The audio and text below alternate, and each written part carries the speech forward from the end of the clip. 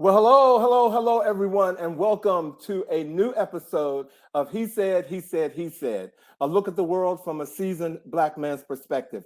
I'm your host, Alvin King, and welcome back to our third season of He Said. Thank you all for being here tonight. We have missed you, and I am so glad that all of you all are tuning in. But this break that we just took was so needed. I know for myself personally, wanted to, step away and recreate and just get re-energized. And, most importantly, you guys, I needed to step away to deal with my self-saboteur. It's that person, that thing that tells us, and I know all of us, you have to have a self-saboteur. I know you do. It tells you that you're not good enough. And, you look at other people doing things and you just want to be better or whatever, instead of staying true to who you are and what you did. And I got really focused on that. And in the process, I found that I had some space where I could love myself a little more. So welcome back. Thank you. Hey, Carol, thank you for joining us tonight. Before I bring the guys in, tonight, I just want to acknowledge a couple of people, queens actually, who are doing things. They are truly trailblazers. And first and foremost, I want to start with the Queen Bee. Beyonce has just finished her Renaissance tour.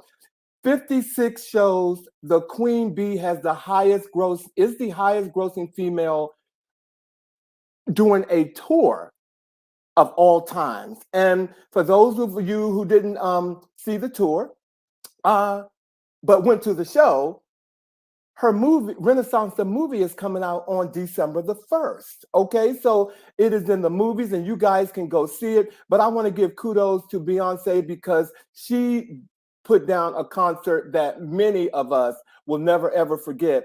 The other queen I want to acknowledge today is none other than Queen Oprah Winfrey. Oprah Winfrey surprised an organization in my neighborhood with a donation of $2.5 million, ladies and gentlemen. The organization is a nonprofit called the U.S. Dream Academy. It is a 501c3 nonprofit. They just had their 25th anniversary. And the organization invests in the lives and incarceration of incarcerated parents. And I just thought that was just such a wonderful thing to do. And being that she was in my neighborhood, that the organization's in my neighborhood, I just thought I had to give Oprah some kudos. The next queen is none other than the queen of all queens, RuPaul, ladies and gentlemen. RuPaul has a new book coming out, his memoirs, The House of Hidden Meanings, and it will chronicle 40 years of RuPaul's life before he became the supermodel or the super mogul model of RuPaul's Drag Race.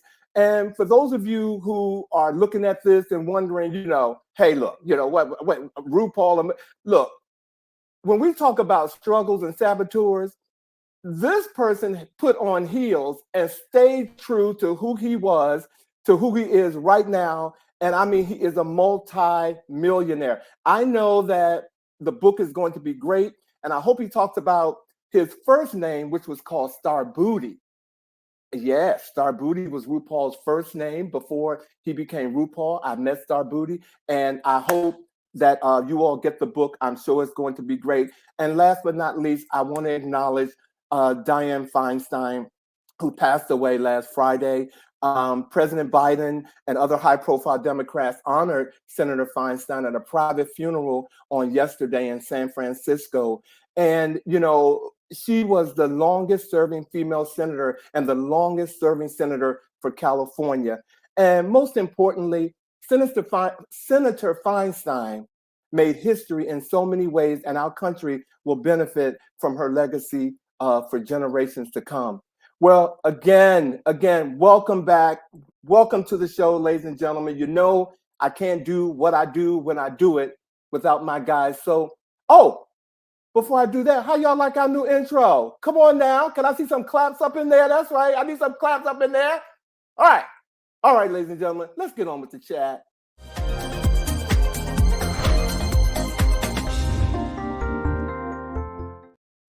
Ooh, speaking of a new intro, look at the chat intro. Like, Hey, come on wow. now. Come on now. Hey, brothers. Hey, Hello. How you guys doing? Doing great. It's good to see you guys. I mean, on air, because clearly we have seen each other a couple times over this hiatus, but it's so good to be here and to be with all of you out there. It's good to see everyone. It is. It's good to be back. Yeah. Hi, Michi. Thanks, Hi, Judy. Hi, Michi. Hey, Sean. Wait a Hey, minute. everybody. Hey, Sean. Yep. Mannequin Madness. That's Judy's John. That's Judy. Hey, Judy. Oh, come on, Mannequin Madness. Yes. All right. I'm loving the name. All right. And love the new background. So we appreciate that. We do. Thank you guys for joining season 3. Who knew? And I'm official. I'm actually in the intro as I got some props here. So cheers, darling. Cheers. Well, since we're celebrating you, and since we're celebrating you, can we also celebrate that the month of October is Breast Cancer Awareness? Hence my pink tonight, ladies and gentlemen. And for nearly 4 decades, the country has recognized October as National Breast Cancer Awareness Month. And it's a time annually that's devoted to educating anyone about breast cancer, including when I want to say this word, I always mess it up. Metastatic breast cancer. Oh, metastatic. Oh, yes. Metastatic breast cancer. Yes. I'm sorry. To other parts of the body. Yes. Mm-hmm. So it is Breast Cancer Awareness Month. Please take heed, ladies and gentlemen. Tell a friend. Please go get tested. Please. Yes. Get a mammogram. Touch a boob. Mm-hmm. Absolutely. See, he's already at it. We have not been on the air. We have not. 10 minutes. We have not. What? That's how you do it. He's talking about touch a boob. I'm just saying. Touch your own boob is what he was saying. Well, you know what? Look, don't just go around touching strange boobs. Touch your own boob. It takes a village. We are also celebrating National Hispanic Heritage Month or Latino Heritage Month, however you choose to identify. It is not just a specific month, but it is actually from September 15th to October 15th that we take time to acknowledge the contributions of our Hispanic and Latino brothers and sisters and Latinx people on the planet for all that you do. We love you and we really, truly appreciate you. So happy National Hispanic Heritage Month. Absolutely. And did you all see Rudy's comment? Rudy, that is true. Men can get breast cancer as well. Absolutely. So please go get screening. Thank you, Rudy. Beauty by Rudy, ladies and gentlemen. That's right. Absolutely. Thank you, Rudy. Absolutely. Hi, Sharon. Yep. As we're talking about things that are going on, as you guys know, as an educator, one of the big things that was going on in my life this week is Banned Books Week. So this is the week, as you may know, that banned books and restrictions on books are on the rise in classrooms and libraries across the country. And so one of the things that we want to do is we want to stand up and speak up against this movement to erase books that often are based upon inclusion, equity, being able to affirm and support children in their identity discovery, and just different perspectives. Not to mention books that are committed to teaching historical events from a truthful, historic perspective. And so we want to say this year, the Banned Books Week was Let Freedom Read. And so I thought that was really cool and clever. That's catchy. Yeah. But we want to stand up and we want to speak out against those who are trying to censor the right to be able to read different perspectives and books that are inclusive and equitable. It completely flies in the face of the whole Library Act, which is to make sure that books and information remain available to everyone. Absolutely. So it's just so un-American to ban a book. Well, and most recently, even things like Amanda Gorman's book, the poet laureate, thank you, who we all know came to great recent fame. Her book was even banned, and so we're seeing examples of extremism in terms of really trying to censor various perspectives in reading, and so we want to stand up against that. You know, and it's funny that we're talking about this, and I can't elaborate too much, but this whole notion to ban a book is really part of my career, not to ban a book, but what I do for a living when I'm not here at He Said, you know, and to see all of it taking place, you know, it is really disheartening. And I just wish that those who are driving this effort to ban books, I hope at some point in time that it reverses itself and they get it eliminated or removed first. Okay, I'm hoping so. That's very witchcrafty. Like whatever you sending out, may it go back on you times 3. That's like the craft. I was off for 5 weeks. I did stew up some brew. Okay, I just want you to know that. Okay, I just want y'all to know. But to my sisters. But you know, I do want to talk to you guys. I just have a conversation with you guys about something that is going on and get your take on it. Yep. California Governor Gavin Newsom has chosen LaFonza Butler to fill the Senate seat left vacant by the death of California Senator Dianne Feinstein, and he announced that early last week, actually, on X, which used to be Twitter. Butler is openly gay and the president of Emily's List, an organization devoted to electing Democratic women who support abortion rights. She previously served as a senior campaign advisor to Kamala Harris during the 2020 presidential campaign and has a long history as a labor leader. She was sworn in on Tuesday at the U.S. Capitol by Vice President Harris. The conversation that I want to have with you guys today, or the question is, I heard that the Congressional Black Caucus wants Gavin Newsom to reverse his decision and make Barbara Lee a senator. In a letter from the caucus urging Newsom to appoint Lee, made the case for her as the best choice. She is the only person with the courage and vision and the record to eradicate poverty, face down the fossil fuel industry, and defend our democracy. Wow. Why do you think that I mean, to my knowledge, Butler is filling in temporarily? Yes. Why do you think they want to uphold her from getting this opportunity or this office? I don't know. It doesn't really make sense because here's an opportunity to have yet another Black woman in politics, right? Isn't Barbara Lee already in elected office? Yes, she is. So and she's already running for it. So right. I don't understand. We should see if we can get someone from the Black Caucus on who can explain themselves, because it doesn't really make sense. It seems like it is a wonderful opportunity to get another person of color into office. Absolutely. And it is also somewhat, I don't know, appropriate, serendipitous that she would get appointed, because that's kind of how Dianne Feinstein got her political start. Absolutely. When Harvey Milk was assassinated, she was appointed. So I kind of like that there's this legacy that follows that particular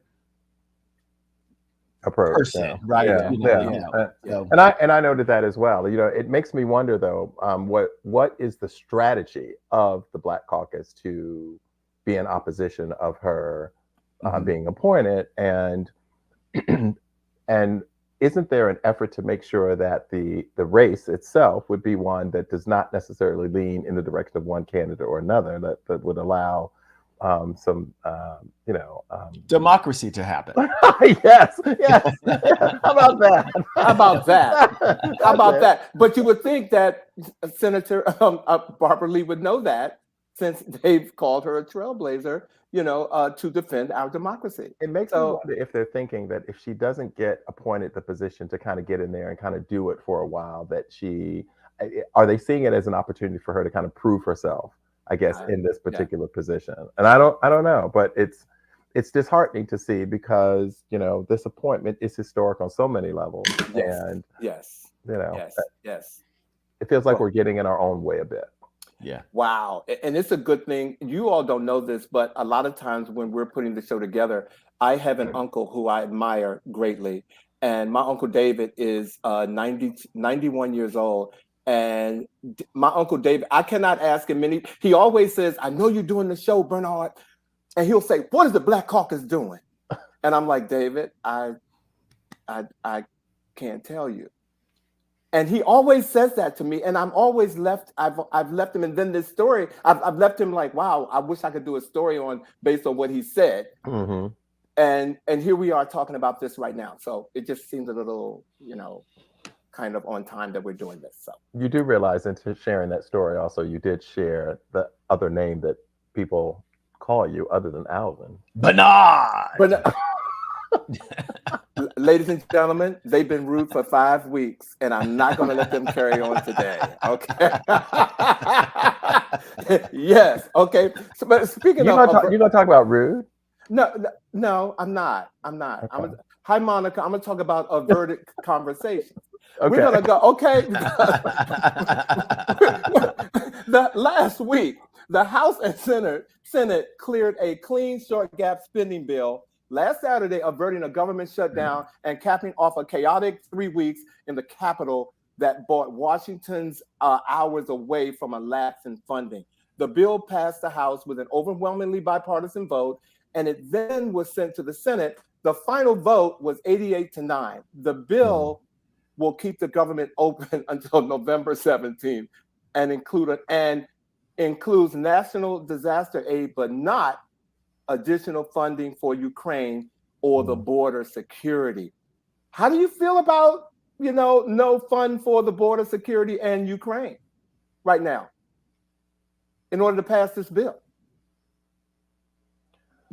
Do you? Because a lot of people don't care, but I wanted to see how you feel about that. I think it is yet another example of the dysfunction and the short-sightedness and the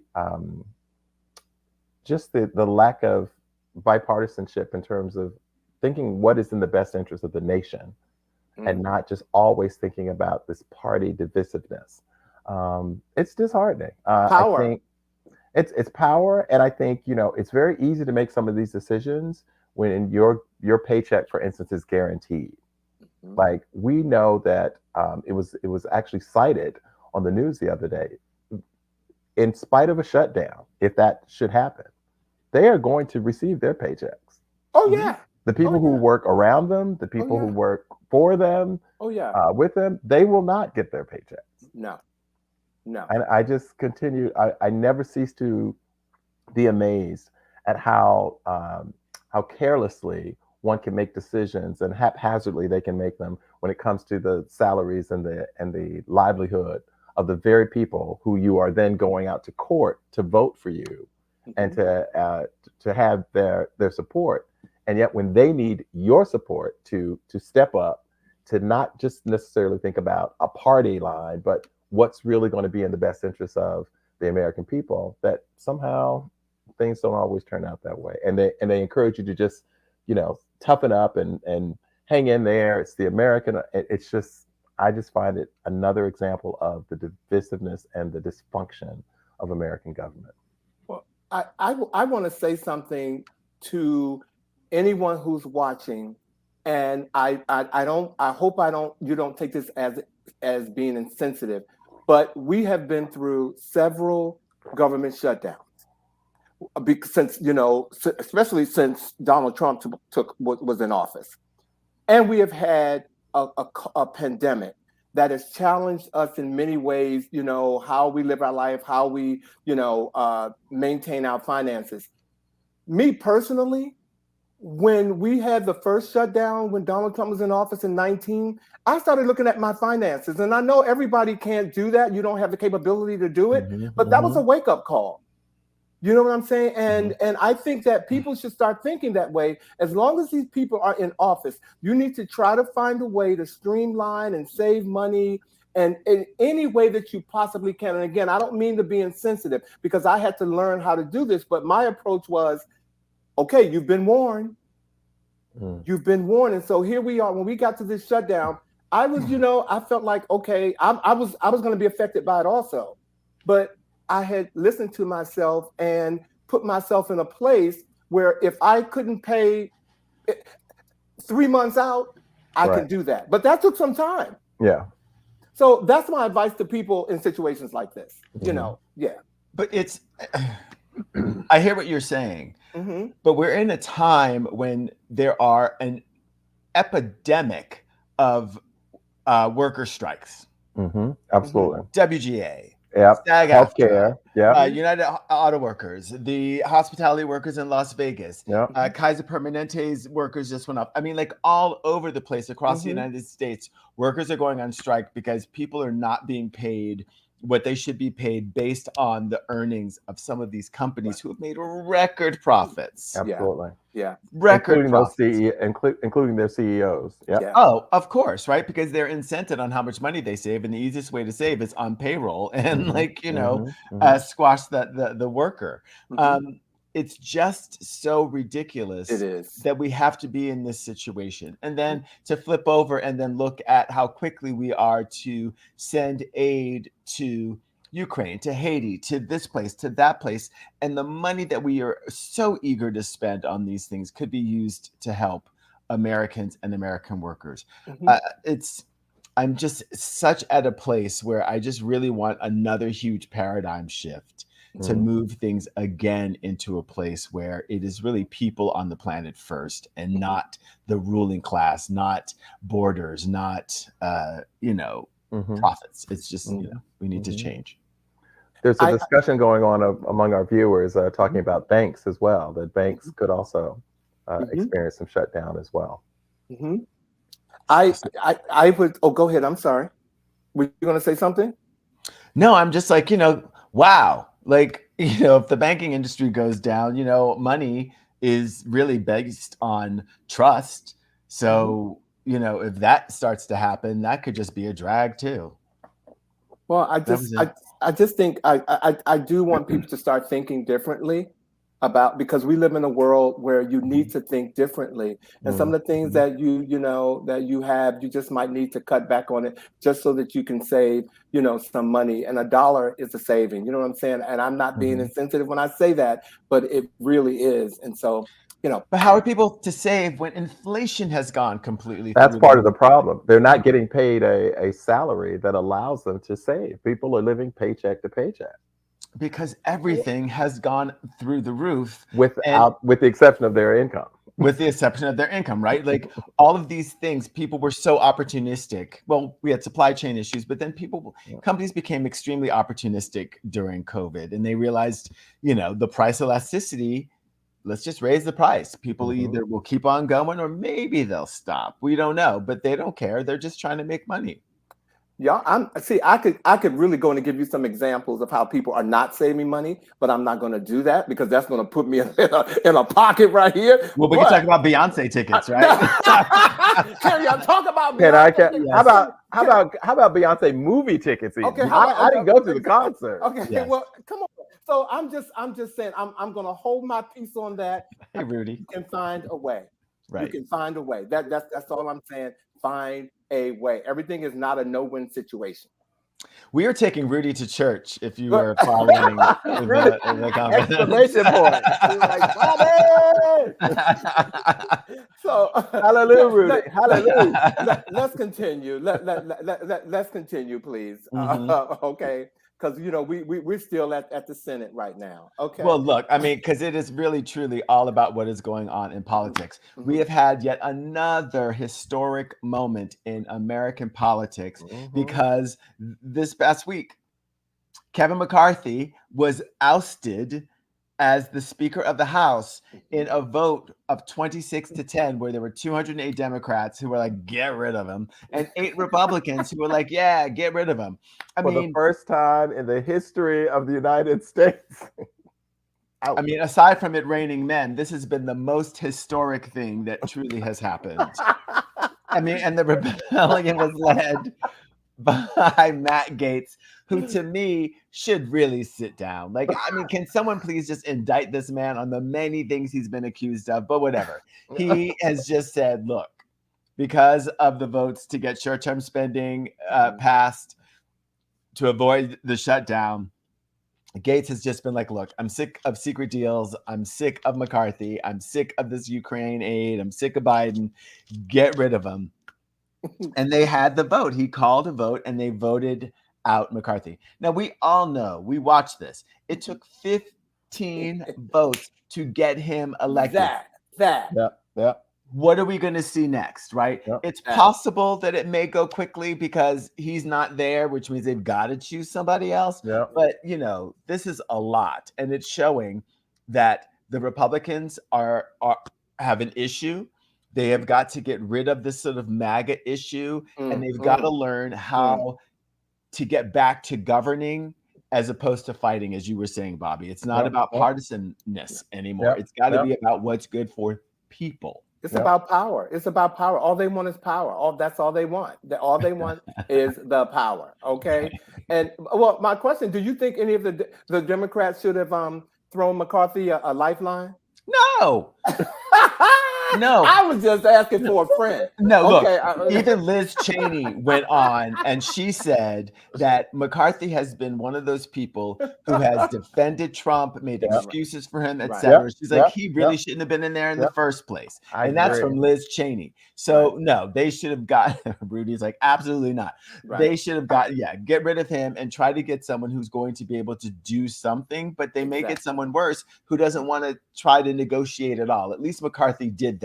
And I want us to remember that he actually spoke out and against Trump right after January 6th, and then proceeded to carry his behind right on down to Mar-a-Lago and take pictures with him and kind of, kiss the golden ring again. And it was disgusting to see. Well, how about he lied to Biden? He shook that they had come to an agreement on the debt, and then he gets back in there and he lies. And says that none of what he and Biden had talked about meant anything. Yep. And then we for 3 weeks we were talking about a government shutdown. So no, Democrats said get up out of here. All 216 of them said. 208 of them said get out of here. So there you go. Emerson is telling us to learn to vote, and it's about the evolution of the government. We fall down, we get back up again. That's coming from my brother up in Boston. So shout out to all the folks up in Beantown. Some of these, we got some other guests that are coming in. What Derek Francis? Hey, Derek. He says so true. Biweekly pay is not worth it. So I'm applying and interviewing like crazy. If I had to live in a hotel or stay at a friend's house, alternating nights so be it. I don't mind working 3 jobs. Some now have daily pay weekly, but bi-weekly, I don't work. Bi-weekly. Wow. I mean, Rudy this is real. Rudy says, Hakeem made it very clear, not over here. Hi, Emerson. Emerson said it's all about the evolution of government operations. We fall down and get back up. Come on. Well, all right. Let's see. We got to get the evolution of it, because at least now the American people are seeing that the Republican Party is got big time issues. Even Fox is on board with that. So it's dysfunctional, but there's lots more going on the political scene. We're kind of heavy to start tonight on the political scene. Yes, we are. But I don't know if you all saw Jasmine Felicia Crockett. This sister right here took them to church. I don't know if you've seen her TikTok, her post, but she's an American lawyer and politician who is the U.S. representative from Texas's 30th congressional district since 2023. Now, she's accused GOP members of the House ignoring Donald Trump's indictments during an impeachment hearing. And Representative Crockett, serving her first term representing Texas, she was saying that, for investigating Biden's alleged corruption while ignoring evidence against Trump. So that's what she was kind of taking him to task on. The former president has pleaded not guilty to 91 felony counts in 4 separate criminal indictments this year. And House Republicans have opened an impeachment inquiry into Biden, but have yet to produce any clear evidence of a crime by the president. And I am telling you, Ms. Crockett was giving them receipts. She put it down. She was giving them receipts. She put it down. She unfortunately, we can't play the video, ladies and gentlemen, because of some rights, but I'm sure many of you all have seen her video when she said some of the documents. Can I say this on air? We're in a place where in an itter. Okay. But even though she was she used curse words to get her point across, So do many of them. So, you know, some of them were talking about she was rude. She shouldn't have said it like that or all this kind of stuff. Look, she's a Black woman. That's how some of us talk sometimes when you get us passionate about stuff. Well, she said that she wanted to make a point of using the language that they use because that language doesn't get promoted or shown. Right. But she's like, some of those folks across the aisle are just vulgar. Yeah. And she wanted to make sure she met their energy because that is what is not happening. Democrats are showing up to try to govern and to rule. And a lot of the people across the aisle are showing up to just wreak havoc, put, you know, brakes on the system. And, you know, they're not having it. And I love that there is a bell curve of activity and attitudes that are showing up to really combat them. And it's working because it's rattling them and it's really shaking their house. Well, it ties me to two stories that we've already covered. One, that the theme of Banned Book Week was freedom to read, and she definitely read them. And and I think about the RuPaul story that you said, because RuPaul was like, open the library because I'm about to read. Because reading is what? Fundamental. Okay. Well, while Jasmine is doing it in the Senate, Letitia James is doing it up in New York. Okay. And she is not playing, ladies and gentlemen. We all know that Donald Trump is on trial in New York. And I just want to give you 4 key points of what's going on in case you don't know. Former President Donald Trump flew out of New York after leaving his $250 million fraud trial in the middle of the 3rd day of proceedings. Number 2, New York Attorney General Letitia James accuses Trump, his 2 sons, and the Trump Organization and its top officials of falsely over-evaluating real estate properties and other assets in financial statements in order to obtain better loans and tax perks. Judge Arthur Egeron issued a gag order against him for the first time, and others after the former president attacked the judge's principal law clerk. And finally, New York Attorney General Letitia James declared that Donald Trump, the show is over. After the former president left the $250 million business fraud trial in the middle of proceedings on Wednesday. I know you all have been watching this. It's been a show. He's now has asked for the Supreme Court to step in to give him immunity. Immunity because he knows he's going to jail. He knows he's going under. And thus you see the rationale behind stacking the court the way he's been working to stack it. I mean, there's so many things and reasons there, right?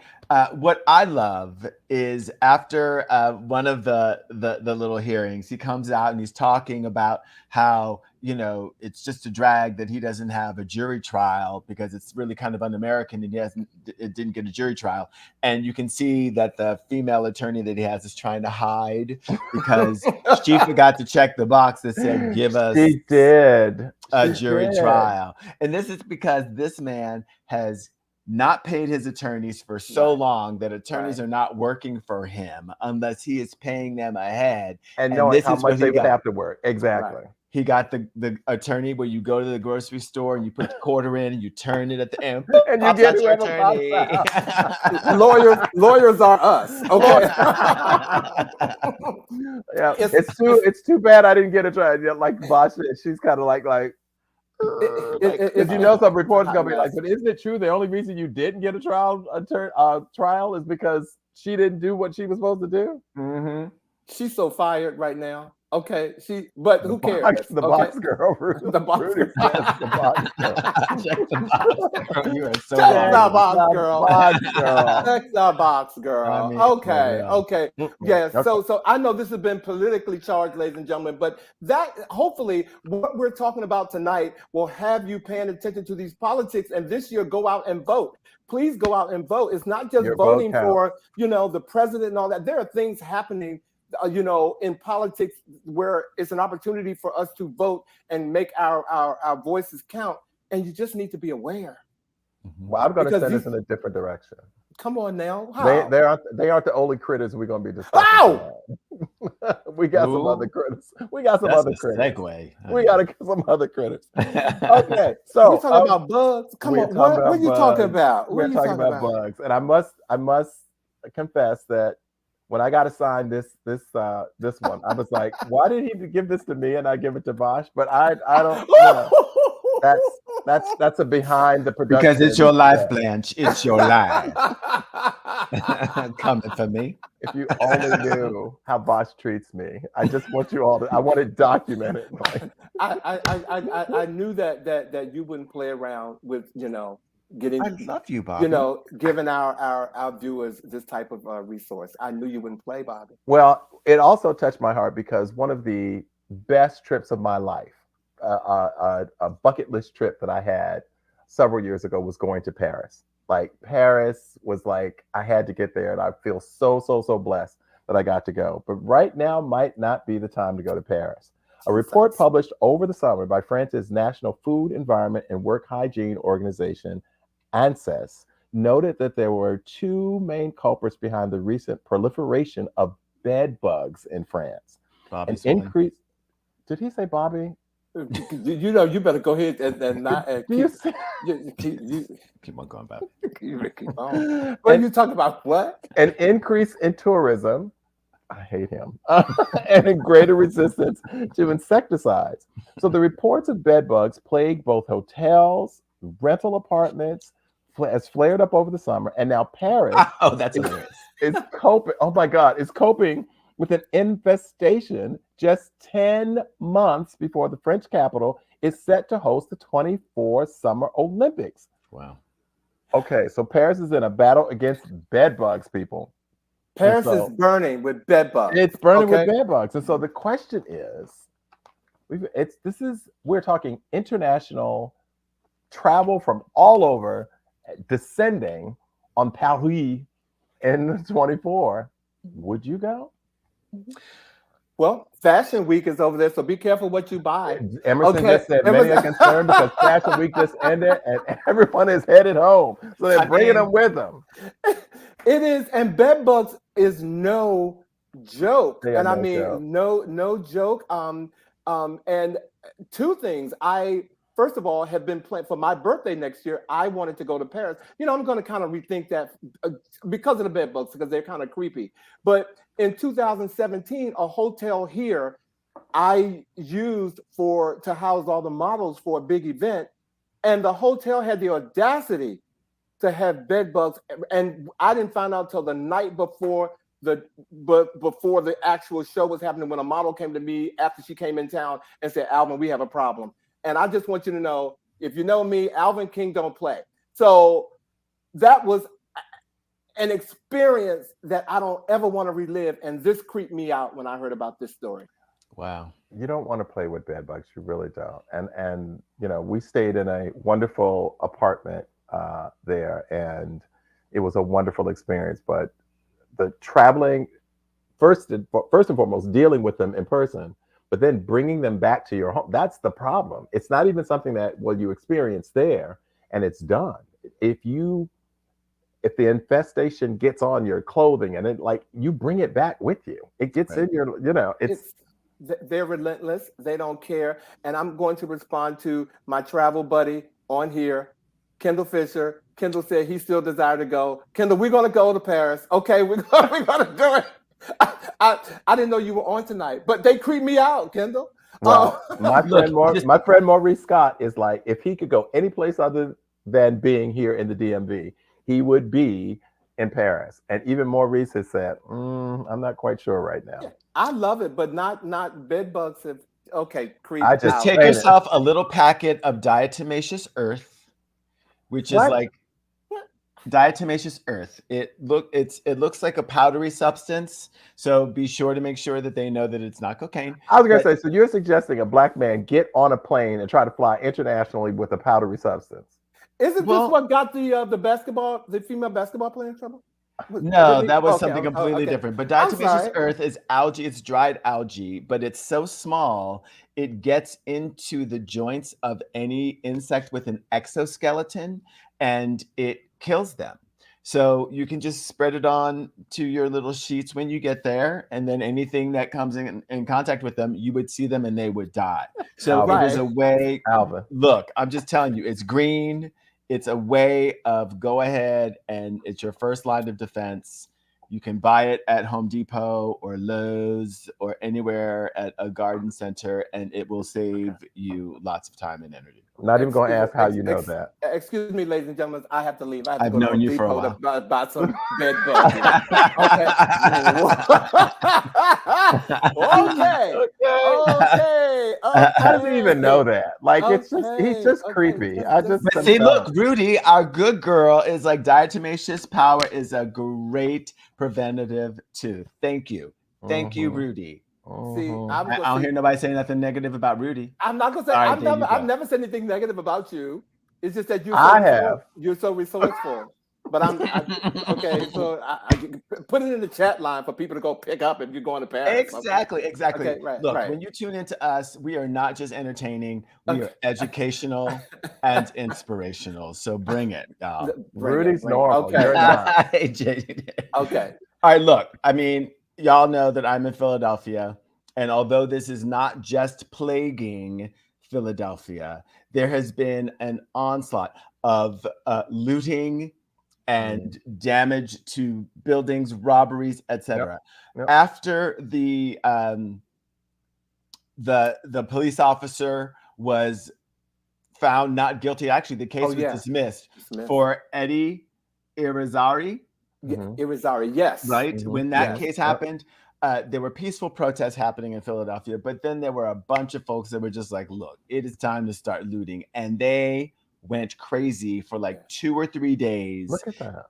Going out and looting stores. I mean, there was an altercation outside of a Lululemon where the looters clashed with police. And then they just went down the street. They were all up in the Apple store where they realized that they couldn't really take anything because the things don't work once you get them outside of the store. You got to get into the back behind the locked Get Smart area to get the real good merchandise. Liquor stores have been closed. I mean, when you drive around parts of Philadelphia, it really is like being in a war zone. That's sad. People said it was because of the verdict and the trial, but it was really not. No. Right? This is just an epidemic, again, another epidemic of people going out and robbing Targets. Target is closing stores all across the country in certain areas because they cannot keep up with the theft. I mean, it's affecting me. Like when I go, it's affecting me, so it must change. But like when I go to Target, just to get Advil, you've got to get someone to unlock the cabinet just so you can get it. And it's not like they take it up to the register. They just give it to you. They just can't have people going through clearing off shelves and taking things. And it's not necessities, right? People are doing this just to steal and I guess to supplement their incomes. What do you guys think is causing this? Well, it's everywhere. It's systemic. It's everywhere. It's everywhere. We have a grocery store here in the district that is no longer carrying national brand items. Like they're using the Giant brand, but they're not doing like a lot of the national brand items because they are being stolen so consistently, and it's just sad.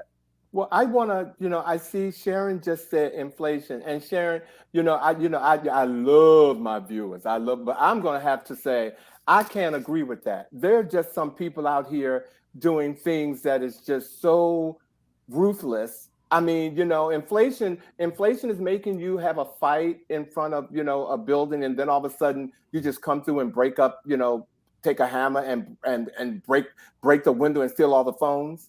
Or the organized, going into Ferragamo and to Nordstrom's, like they're organizing over social media, and they're just going out and just robbing stores of everything. It's like, and in some cases recording it, like not only just doing it, but then recording it and posting it.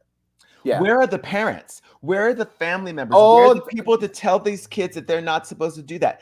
Well, it's not just kids. It's people of all ages. It's all ethnicities. It's all everything. Something has happened with the fabric of society. And I don't know if it's because we have these goals and status symbols that tell people this is what it means to make it, and no matter how valid. you get it, this is how you validate who you are. I don't know what it is, but whatever it is, we need a paradigm shift. Well, I think from this conversation right now, because we have to move on, we should hold a panel. We should put it out there to our viewers. We would love for you guys, 1 or 2 or 3 of you, to come on the show and let's have this discussion with you. You know, we can definitely do that because it is something that we need to see how everyone's feeling. So I want to take you off the typing screen and bring you into the studio. So we're going to make that happen based on, you know, this conversation tonight. How about that? There's an invitation right there. Yeah. Emerson said that parents of his students say it's okay. So he doesn't know what to say to them. Well, again, that's a talk show right there, Emerson. Yeah, it is. Oh, that is and you know, I'm not a parent, but I have some very harsh things to say about parenting. Okay, that's when you look at them and go, "Well, I ain't your mama," or lack thereof. So, thank you all for joining us in our our hot topic section of the show. Really appreciate it. Thank you guys. Yes, so much. Indeed. Because we now have to move on to the pop-up because we got some other stuff, some cute stuff to talk about. That isn't political. Yes, it is not going to be political. No. I promise.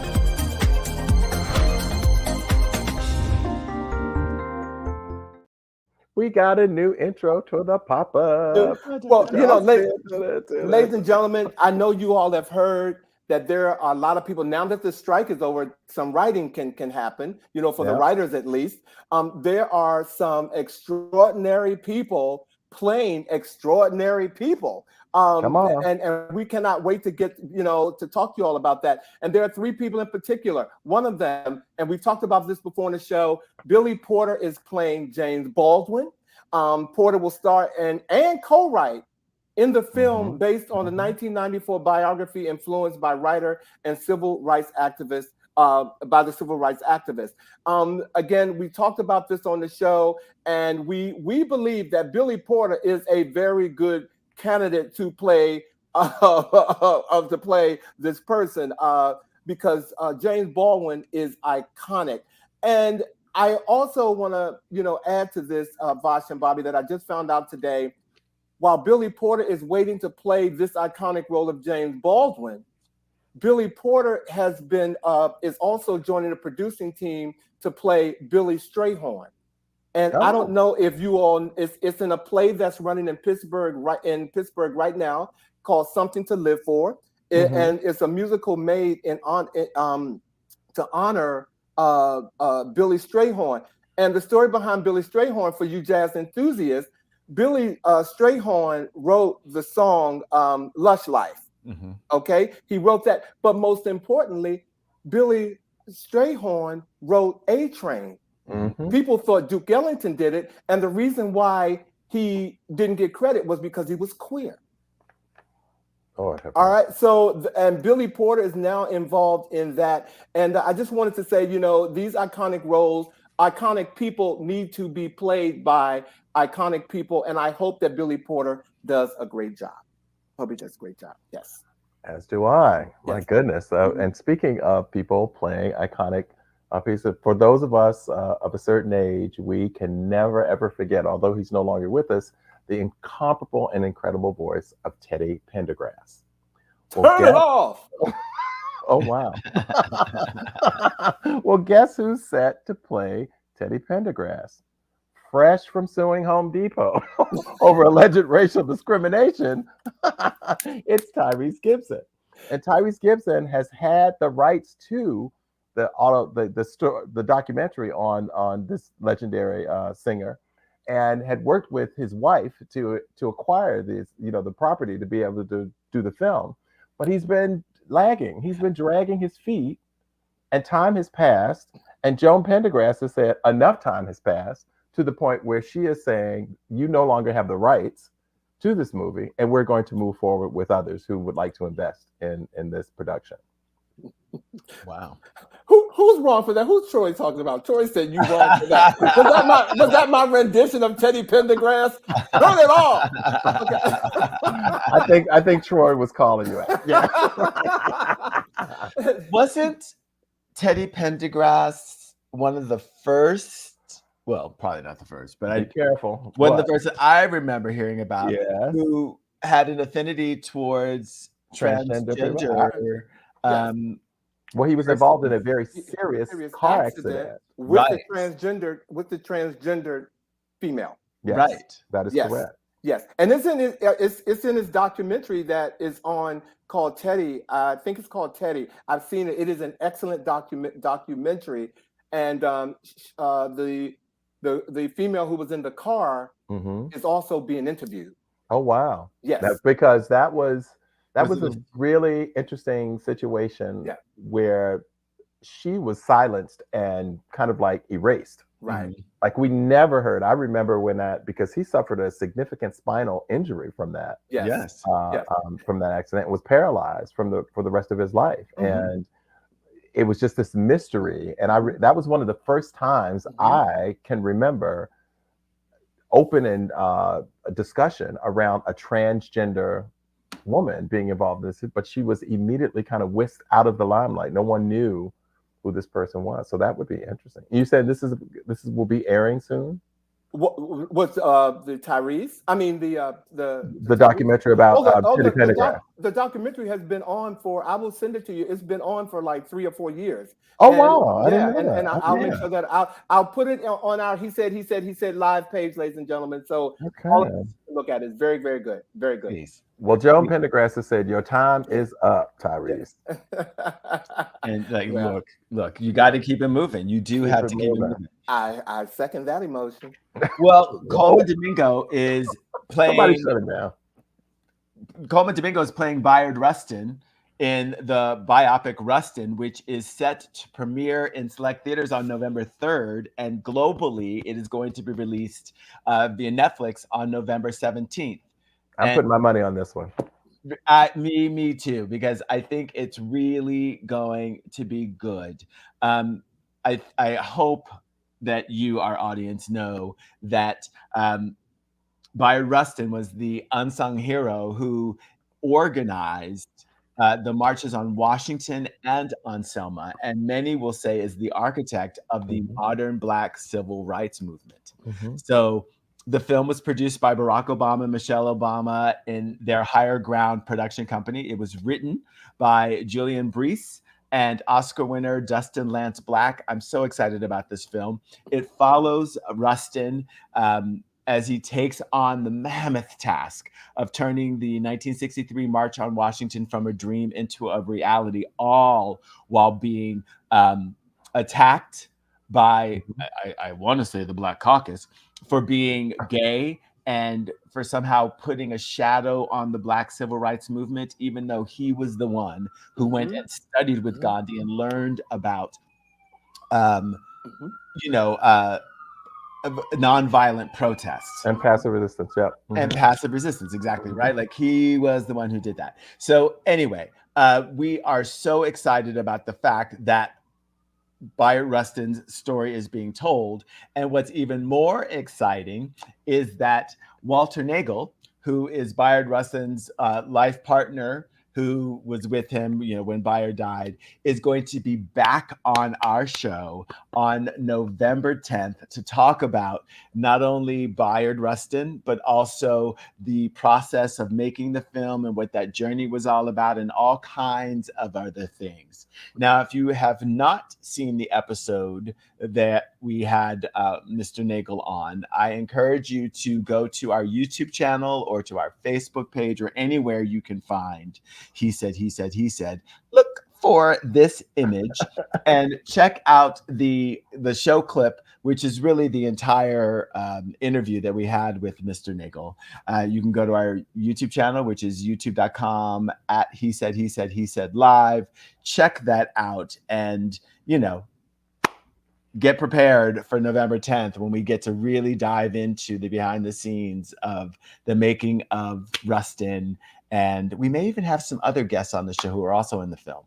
But that's very exciting and a very proud moment for us to having had Mr. Nagel join us, and the fact that he's coming back after the film is released, which he promised at his first appearance on the show, is very exciting. Yeah. Well, you guys, you know what? I've asked my producer. Thank you all, ladies and gentlemen. Because we're just so happy to be with you all. We have two major stories that we want to get to you guys. So I've asked my producer if he could just give us a little bit of time so you all refill your glass. Don't leave, but refill your glass because we got something we want to share with you all before you go. Before we leave our pop-up, I want to, many of you have seen the video or the Father's Day story by Kirk Franklin. Kirk Franklin's A Father's Day Story. For many of you, you know Kirk Franklin. He's a Grammy Award-winning singer, songwriter, and he has opened up about his trauma and deception and the pain experienced in his childhood, saying that being an orphan left him broken and living a life full of insecurities, despite his success in the music industry. In this compelling documentary, Franklin shares his journey on meeting his biological father for the first time in 53 years. Yep. He talks about his history of trauma, sharing how he grew up being raised by a distant relative, not knowing who his father was and only seeing his mother a few times a year. I just want you all to see this documentary. You can see it on YouTube. It is called Kirk Franklin's A Father's Day Story. It will touch you. It will touch you. And I mean, I like Kirk Franklin, so I may be slightly biased on him, the artist. And he wrote his latest CD or his latest work around this incident. And I cannot wait to see him on the 22nd of October because the documentary is amazing, ladies and gentlemen. So it really is. It really is. I've seen it twice, actually. It's very, very, it's well done. It is transparent in a way that, you know, you get to witness some very important moments in this man's life. You get to see the act of forgiveness and live happening. And you also get to see how dysfunction can show up even at a time when you would think that people have reached a certain age, they'd be able to own certain things, move beyond certain things. It doesn't matter. It does not matter. It does not matter how much you make, how many accolades you have, how many degrees you have on your wall. It is there. It's there. There's something about life that is pure no matter who you are. Yep. Right? Yeah. You know, I talk about life, like traffic being a microcosm for what life is like. No matter what kind of car you in, you on the road. If there's bumps in it, your car is going to feel it. If there's a stoplight, you got to stop. If there's an accident, you got to go around. It's just sort of amazing how there's an equalizer. And, you know, I will have to watch this documentary and experience life through his eyes. No, it's very interesting. Have your tissue nearby though. It's very emotional. Tissue, anyone? Kendall says, I have a whole new respect for Kirk Franklin. This documentary moved me to tears. Yeah, that's what I was saying, Kendall. It is very good. Well, ladies and gentlemen, tonight we have a segment. In our segment, We See You. It is a little different from how we normally do our We See You. So if you all will join us, can we just go into our segment of We See You?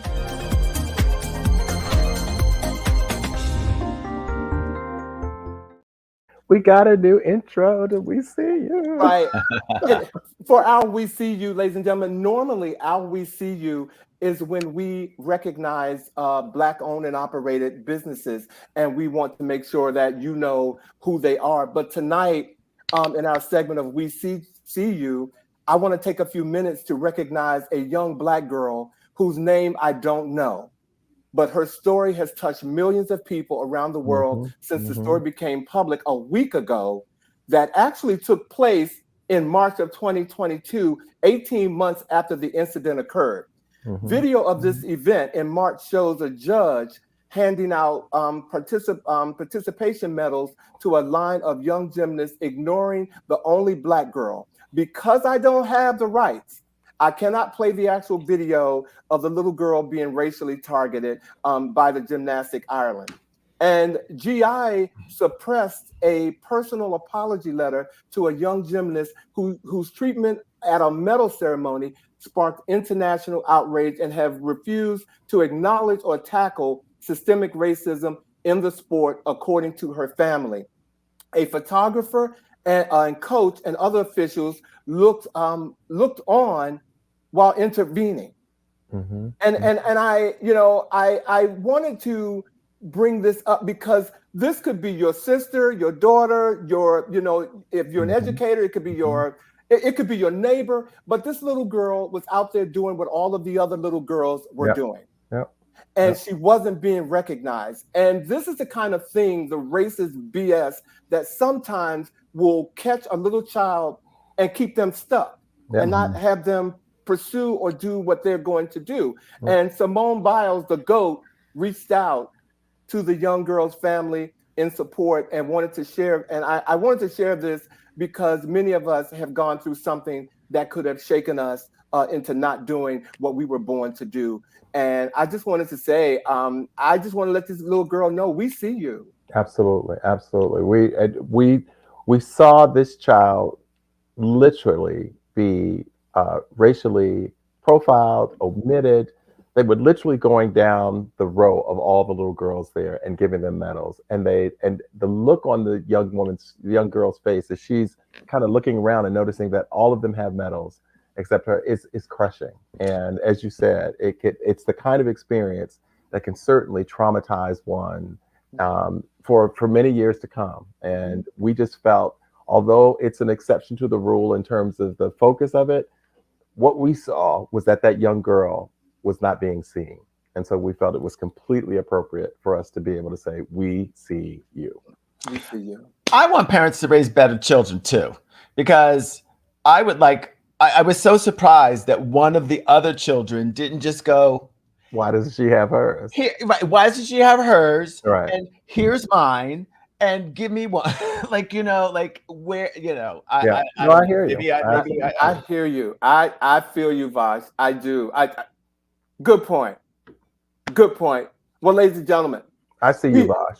We see you. We have come to the end of our show, ladies and gentlemen. Thank you guys for joining us for our opening of season 3. To He Said. And next week, get ready, buckle your seatbelts, because next week we have Lamont White is returning. He is the gay dating coach. And Lamont, it will be talking about not how you get a boyfriend, how you get a girlfriend. We're going to talk about dealing inside of your relationship, okay? When you have one, okay? We're going to take a whole new approach to talking about relationships. So bring your comments, your questions, because Lamont will be here to answer them all. So our words of the week, ladies and gentlemen, and everything. Oh, Troy said he needs him. Oh my God. Okay. Our words of the week: love yourself enough to take the actions required for your happiness, enough to cut yourself loose from the drama-filled past, enough to set high standards for relationships, enough to feed your mind and body in a healthy manner, enough to forgive yourself, and most importantly, enough to move on. All right, ladies and gentlemen. Hallelujah. Okay.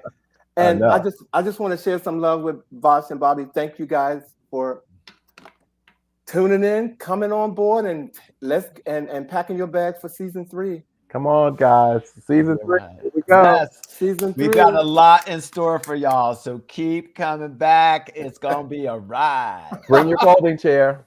So, and we will see you next week, ladies and gentlemen, on the next episode of He Said. He Said. He said. Take care, everybody. Bye. Thanks, everybody. Season 3.